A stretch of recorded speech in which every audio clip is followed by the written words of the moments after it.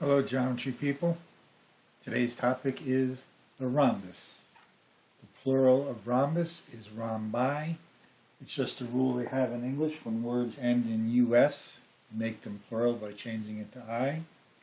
Of course, if you call it a rhombuses, I'm not going to be upset. I think it's a silly rule. I say rhombuses most of the time myself.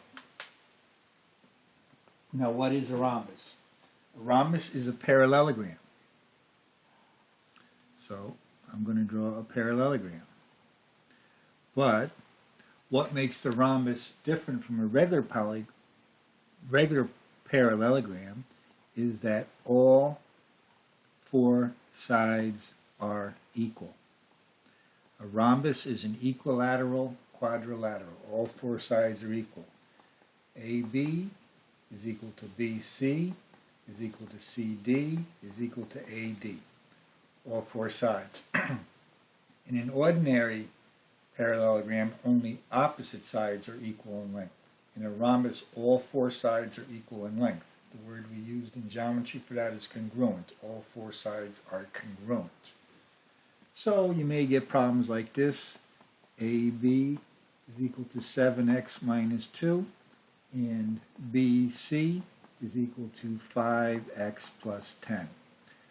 Now, AB and BC are adjacent sides, and in a regular parallelogram they would not be equal, but in a rhombus they are equal.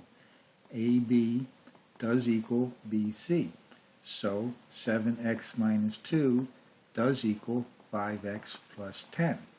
Let's solve this. I'm going to subtract the smaller variable first. 2x minus 2 is equal to 10. Let's add a 2.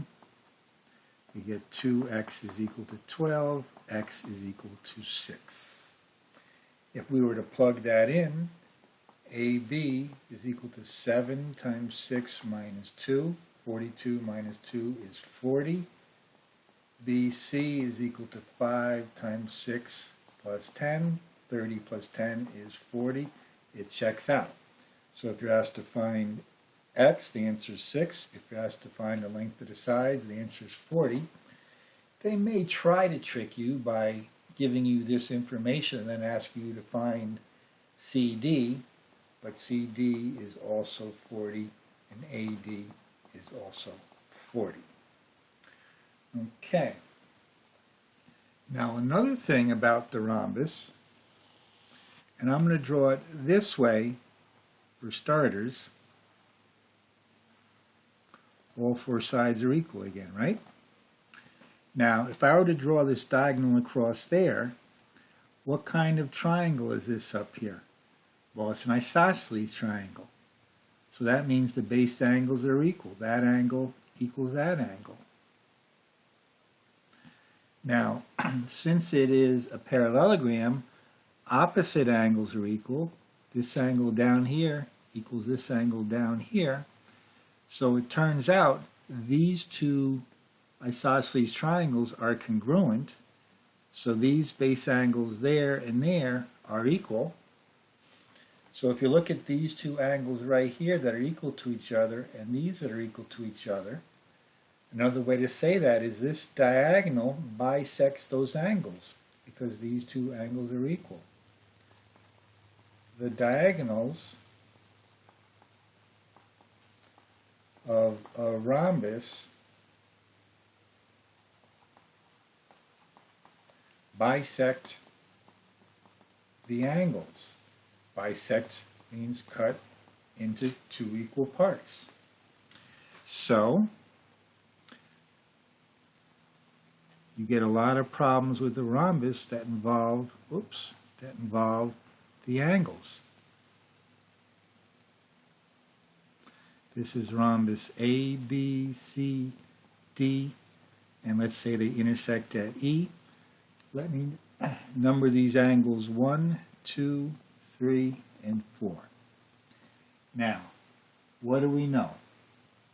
We know angle 1 is equal to angle 2 because the diagonals bisect the angles.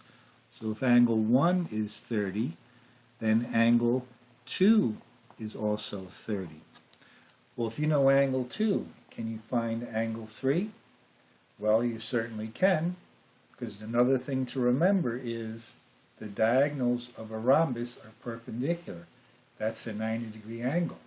So if you look at this triangle right here, if that's 30 and that's 90, if you add them up, you get 120, and subtract from 180, that means angle 3 has to be 60. And of course, angle 4 would also be 60. You have 4 congruent right triangles in a rhombus. If you put 1 and 2 together, you get 60. If you put 3 and 4 together, you get 120. And remember, if you look at the whole parallelogram, another property is that consecutive angles are supplementary, and they're supplementary. Now, you can also get algebra problems involving the angles. Let's say angle, we're going to use the same diagram over here. Angle EAB is 2x plus 7, and angle DAB is 10x minus 16. EAB is this angle right here, which is the same as angle 2.